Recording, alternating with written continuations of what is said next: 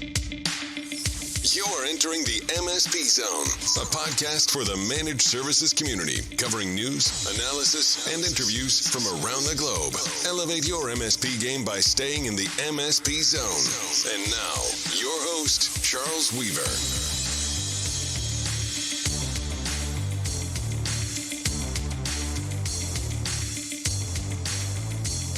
And welcome to the MSP Zone. We're going to have a really fun conversation today with an MSP out of Austin, Texas, talking to us about some of the unique, shall we say, challenges and opportunities that this MSP has experienced over the last 12 months or so in dealing with managing healthcare customers in a managed services environment. And on top of that, managing healthcare customers in a global pandemic, or what we hope is now soon to be over, global pandemic.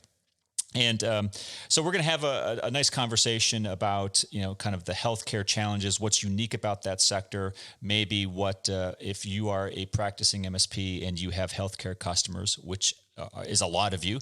I'm hoping that this will be a good, useful conversation for you guys out there. Well, I'd like to welcome our guest, Bryan Fuller from Contigo Technologies down in Austin, Texas. Is that correct? That's right, Charles. How are you doing? Thanks for having me on. Yeah, no, doing great. I think you guys are finally thawed out from your winter storm, craziness. So hopefully everything's going all right with you guys down there. I know. I was thinking that 2021 would kind of get, our feet back underneath us. We're not ready for that kind of snow here in Central Texas. I can speak for all Texans that we're not good drivers in the snow, and my point was proven a couple weeks ago. Yeah, no, we got a lot of members down there, so I'm glad you guys, it seems to have all melted, so that's awesome. For those out there who may not be familiar with Contigo, why don't you give us a quick background on your firm, what you guys do in the area of managed services, and just give us a kind of a quick update. Yeah, no doubt. So, we're in a great city to be an MSP. Austin, Texas is one of those cities that are just busting at the seams. There's more cranes up in this town than I've ever seen before. So we're a traditional MSP here in Central Texas. So we started out like 99% of the MSPs in the United States. We bootstrapped in the beginning, and we went from, 3 employees to 5 employees to 10 employees. And, we eventually got to where we're 25 employees. And that's a good thing. That's a nice maturity step for MSPs to hit, because you can keep people in their swim lanes. Stuff gets processes get more embedded in your organization, and yeah, we're in a very healthy place. And it's interesting because when you get to this place, you got more people, you have bigger clients, you take on bigger clients, the opportunities are better, but deep down, I got this story where I talk to my friends who are not in, they want to know what my business does. And I just have this one line. I was like, there's only one way to be an MSP, and it's to be a great MSP. Because if you're anything but a great MSP, things are going to break on you all the time, and your life will be miserable, and you'll be running around with your hair on fire. So we're a mature MSP in this fast-growing market, and we're also very keen on adapting with the times. And so we're looking for where we need to be in the future. And, we've got strategic initiatives within our business, and we can talk about that a little bit. But yeah, it's a fast growing market that we're in. But, as we grew up and we started, kind of earning our stripes, what we got more and more focused on was security. If you have weak security across your client's infrastructure, it leads to a lot of red flags, a lot of fires. And so, as we matured in our processes and our people, we also added more and more products into our product stack to help fight the malicious activity that was affecting our clients across the board. So, we never looked to be an MSSP, and we're still not. But we have a very forward-leaning security posture. That's great. Yeah, no, that's fantastic. Look, everybody knows, and I'm not sure if you're it sounds like your firm focuses or has a fairly dominant practice within the healthcare community. Everybody knows, I think, in the last 12, 13 months, that the role of the healthcare professional has been, really, front and center to this whole global pandemic we've been living through. I mean, pharmaceutical companies, everything down the supply chain in terms of healthcare has been vital, but that also has brought some, unique exposure, shall we say, and opportunities to the cyber criminals, the bad actors out there. What have you guys seen in terms of the kind of threats that the healthcare systems are maybe faced with these days? Well, I think they're doing the best they can. They're already living under pretty heavy regulations as it pertains to HIPAA. So there's already a proactiveness on living up to that particular regulation, and they're very good at the administrative pieces of HIPAA. Where an IT company comes in is you have to really know the technical safeguards that you want to help them bring forward into their overall HIPAA posture. So when you're working with these healthcare companies, they're certainly not IT experts. And so you have to come in not just as an IT company, but allowing them to understand about the processes that MSP is going to put in place and how it allows them to tether that into their overall HIPAA practice. And that's kind of really where we made some strides to go beyond where the typical IT company brings their solutions into the fold. We long ago stacked on a HIPAA compliancy expert into our traditional IT support practice so that we could have, kind of holistic conversations about helping these clients align with, the overall HIPAA posture that they wanted to be in. And that's been real good for us because it bridges the gap between IT processes with their business processes. And that's really what makes a good healthcare MSP. Yeah, no, that's absolutely good advice. When you guys, when the pandemic first hit, I mean, I know every state is a little bit different. Texas is a little bit different than all the other 49 states. And we still have countries and members in different countries who are at varying levels of what they can do. How did you guys respond to that, kind of initial jolt, and how did your healthcare customers react? Yeah, well, we tried to get in front of the pandemic the best we possibly could. I mean, we knew with our larger hospitals that we were managing, the first thing we had to understand is how are they going to behave when the pandemic happened and the work from home policy started to come into play. And then we started seeing that elective surgery centers weren't able to provide, the elective surgeries. And there were all kinds of dynamics that were affecting each one of our hospitals differently. So we needed to get in tune with them. And, from just a basic blocking and tackling, we were like, okay, when are you going to send everybody home? And when you do send everybody home, here's the three things that we need to think about. So we had to really think through, okay, you're going to send somebody home. Are they taking their personal device or are they taking the business's device?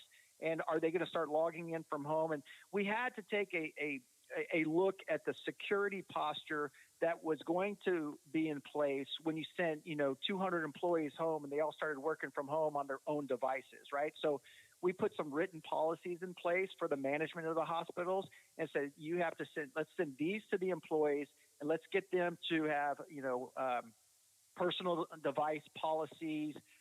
Let's work from home policies and get those. And so there's some consistency and there's some CYA for the hospitals themselves. And if we saw that there was gaps in these home environments, let's take a forward-leaning action and let's put antivirus. Let's put some consistency antivirus in place for all of these home PCs, and just try to extend the security posture of the hospitals to take account for this new environment that all of their employees were working in. So that was what I would call basic blocking and tackling, and we were monitoring the situation. We have client success managers that are are really there to help foster the business relationship with the executives of the hospitals, and we were brought into a lot of the executive management meetings because they valued our relationship, and they saw that we were a big piece of how they navigated this pandemic. Sure. And we just really stayed in tune with them. Part of what happens with MSPs, where you kind of get locked out of those important conversations, is there's a curtain between the client and the MSP, and you just really got to pull that curtain back, and you got to make sure that they understand that you're a very key partner in their operations. Well, Bryan, I think you're bringing up excellent points, because you're talking about things that make you valuable to that hospital customer. Talking about it's not just a technology issue working from home. There's also policies. There's also other considerations that you need to be aware of. And I think that that's a really excellent approach that you guys took.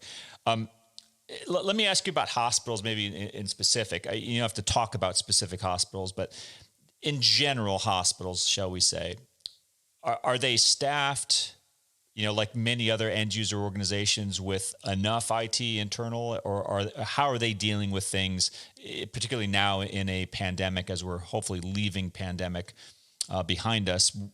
Are they in a state where they need to continue outsourcing to MSPs such as Contigo?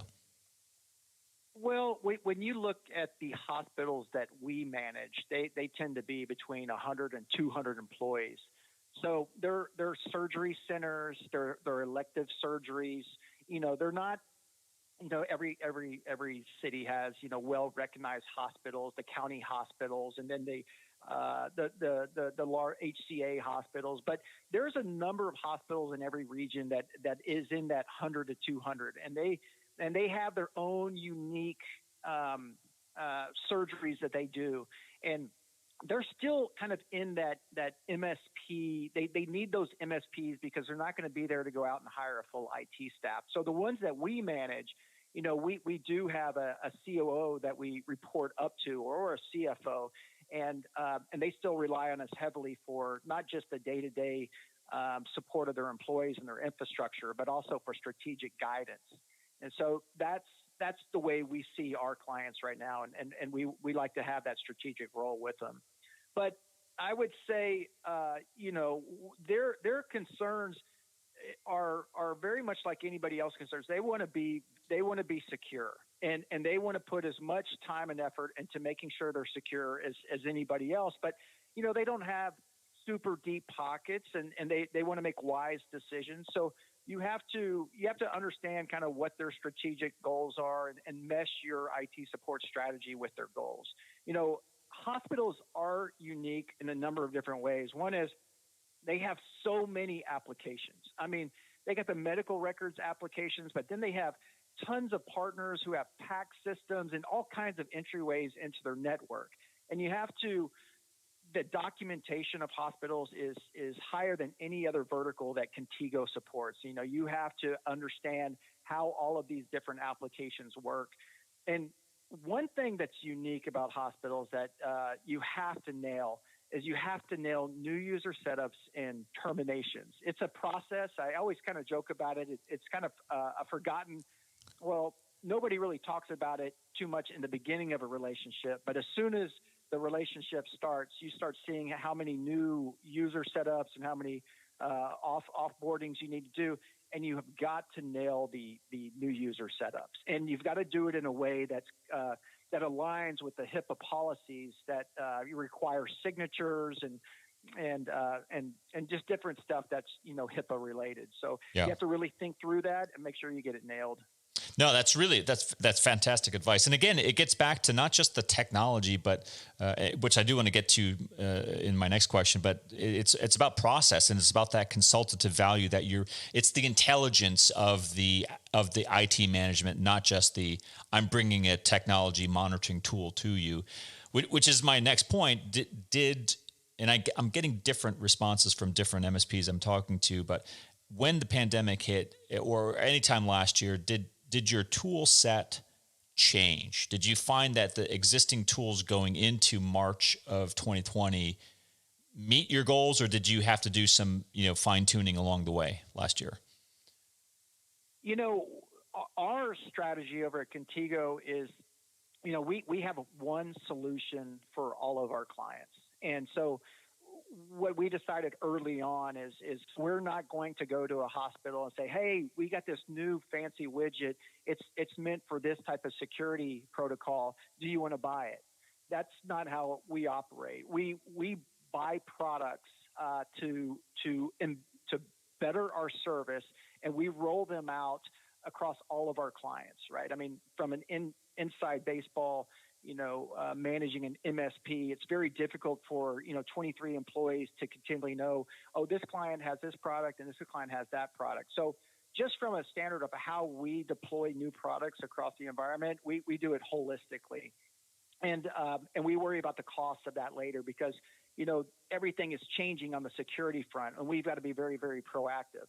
But to answer your point specifically, yeah, we've seen products out there in the stratosphere that are very specific to security that we've rolled out, and I think we added one or two products during the pandemic that would give us more visibility to the network performance. There's also products that helped us with breach protection. So we did add some stuff because, we just wanted to have a more proactive approach to managing our clients. Yeah, no, interesting. Yeah, I appreciate that. If you were giving advice and look, there's a lot of different types of MSPs out there, a lot of different size MSPs, and there's even some small companies, smaller than your firm, who do touch medical professionals as a managed services customer. What advice would you give to a company either already in medical or thinking of getting into medical healthcare managed services? What advice would you give? Like, something that jumps off the top of your head. Yeah, no, for sure. You when you start the relationship and you start working with a healthcare client and you say that, hey, we focus on healthcare, we can do these things, that there's a fine line between what you do as an IT provider for them and what you don't do. And that line has got to be explained very clearly, right? Because if there is, let's look at it at a point where a hospital gets audited, a HIPAA audit, right? And they get a flurry of questions coming to them, and they send it over to the MSP provider, and you haven't had that conversation with what you do versus what you don't do. It could mess up the relationship, right? So you want to have a very clear understanding between you and the healthcare client about what you do and what you don't do. Because when the audits come, that's when the rubber hits the road, and they want to know, are they going to think that you do everything, or are they going to know exactly what you do and what you don't do? So one, be very clear. Don't oversell yourself and get yourself in trouble when that moment comes and there are the audits. Now, what you can do is you can, for all of our healthcare clients, the first thing we recommend is let us come in and do a HIPAA risk assessment. Let us look at the hospital holistically and find out where the gaps are from a HIPAA standpoint, and then address those, systematically. So we do that for our healthcare clients, as opposed to an onboarding fee. We come at it with a HIPAA risk assessment. And you're just getting information at that point that helps you, though, right? I mean, for sure. Every MSP, in those first 60 days of any kind of client, you don't know what lurks behind every corner. So for our healthcare clients, doing a HIPAA risk assessment allows you to come back to the table and say, okay, here's what you have, and here's a gap between this HIPAA policy and what your IT infrastructure looks like. And you write that stuff out. Everybody's on the same page, and you can move forward because that baseline's been established. Yeah, no, that great advice. For those hospitals, medical practices in your area that are interested in talking to you about maybe getting a HIPAA risk assessment, talking to you about outsourcing some of their IT, what's the best way to get in touch with you guys? Oh, for sure. Our website is contigotechnology.com, and they can always submit an email to info@contigotx.com. That's the broken down. Contigotechnology.com is our website, but everybody knows us by contigotx.com. And so info@contigotx.com is how you can absolutely get a hold of us. Well, Bryan, I really appreciate you coming on to MSP Zone, sharing a little bit of what you guys have been up to. I mean, look, you guys have been, helping the medical community has been, as you know, right? These guys are on the front line. They are doing a great job for all of us worldwide. And, behind the scenes, companies like Contigo are doing a fantastic job of helping them stay productive and secure. So, kudos to you guys and your team, and keep up the great work. Well, no, I appreciate it. Thank you so much. And thanks for having us on the podcast. And we'll talk to you down the road. That sounds great. Bryan Fuller from Contigo Technologies out of Austin, Texas. Go check him out on the web. This is Charles Weaver for MSP Zone. Until next time, talk to you later. Thanks for listening. If you enjoyed today's episode, please give us a like. Make sure you are subscribed to the podcast so you will get notified when future episodes are released. We will see you next time in the MSP Zone.